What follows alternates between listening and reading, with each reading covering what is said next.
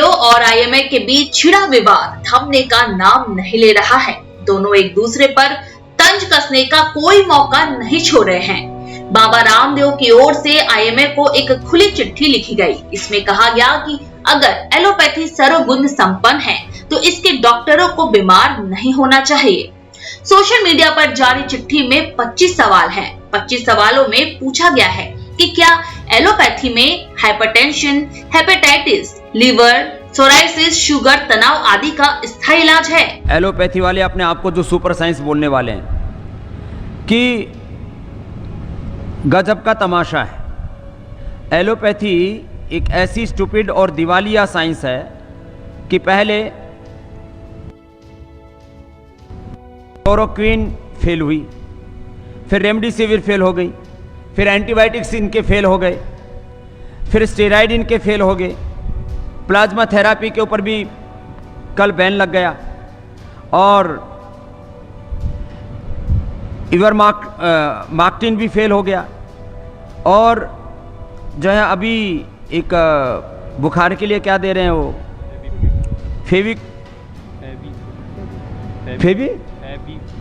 फेवी flu, वो भी fail है। जितने भी दवाएं दे रहे हैं, फिर लोग कह रहे तमाशा हो क्या रहा है। बुखार की दवाई उनकी कोई कोरोना के ऊपर काम नहीं कर रही, क्योंकि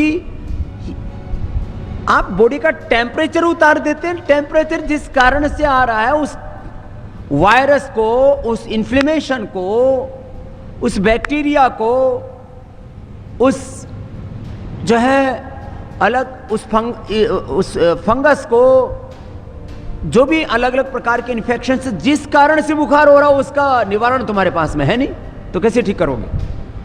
इसलिए मैं बहुत बड़ी बात कह रहा हूं। हो सकता है इसके ऊपर कुछ लोग विवाद करें। लाखों लोगों की मौत एलोपैथी की दवा खाने से हुई है, जिसके जवाब में private hospital and nursing home society के सचिव डॉक्टर विजय कपूर ने कहा कि बाबा पहले खुद बताएं कि उनके आयुर्वेद में इस बीमारियों के लिए किस तरह से इलाज है। उन्होंने कहा डायबिटीज में आयुर्वेद मरीजों को क्या इलाज दे रहा है, उस पर भी बाबा रामदेव जवाब दे। उन्होंने कहा कि आज अस्पतालों में डायबिटीज के अधिकतर मरीज ऐसे आते हैं जिसकी शुगर लेवल 500 से भी अधिक बढ़ी हुई होती है। ऐसे में अधिकतर मरीजों ने इंसुलिन बंद की होती है और जब उनसे पूछा जाता है इसे बंद क्यों किया, तो जवाब मिलता है कि बाबा रामदेव का इलाज चल रहा था। उन्होंने ये भी कहा कि खुद बाबा रामदेव बताएं कि आयुर्वेद में टाइप 1 के डायबिटीज मरीजों को क्या स्थायी इलाज मिला। डॉक्टरों ने कहा कि अभी भी एलोपैथी का चिकित्सक मरीजों के 100% सही होने की गारंटी नहीं लेता है।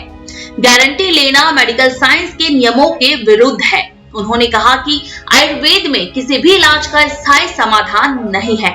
उन्होंने कहा कि बाबा रामदेव के बयान को लेकर सरकार को पत्र लिखकर कानूनी कार्यवाही की मांग भी चिकित्सकों की ओर से की गई है। Indian Medical Association we thank our honourable health minister ji doctor Harshvardhan ji for understanding the anguish and pain which has created among the medical fraternity, asking Baba Ramdev ji to withdraw the statements he has made against the modern medicine. Thank you for saluting the modern medical contribution to the healthcare of our country.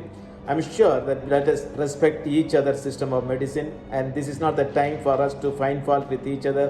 This is the time for us to strive hard with the unity, cohesion and coordination for the welfare of our community and welfare of our country.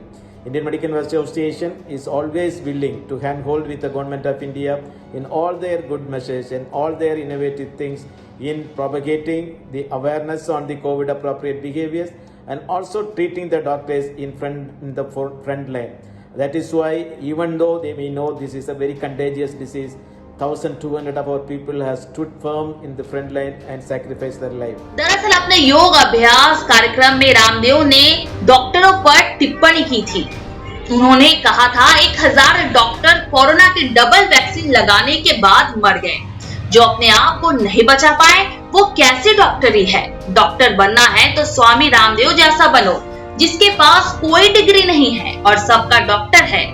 Without any degree, with divinity, with dignity, I am a doctor. Ramdev को इसी विवादित बयान की वजह से लोगों समेत doctors group की आलोचना झेलनी पड़ रही है। सोशल मीडिया पर भी बाबा रामदेव को ट्रोल किया जा रहा है। कोई ट्रोलर रामदेव को डॉक्टर्स के प्रति असंवेदनशील बता रहा है, तो कुछ लोग ऐसे भी हैं जो रामदेव का सपोर्ट कर रहे हैं।